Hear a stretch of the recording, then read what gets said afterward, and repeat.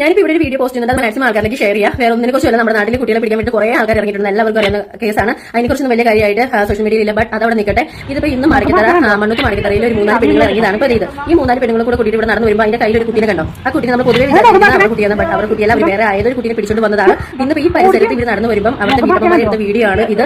അപ്പം ഇവരിപ്പോൾ ഇവിടെ വെച്ച് വേറെ കുട്ടിയെ പിടിക്കാൻ വേണ്ടി നോക്കിയപ്പോൾ അയൽവക്കക്കാരെല്ലാവരും നാട്ടുകാരെല്ലാവരും കൂടി ഇവരെ പിടിക്കാൻ നോക്കി.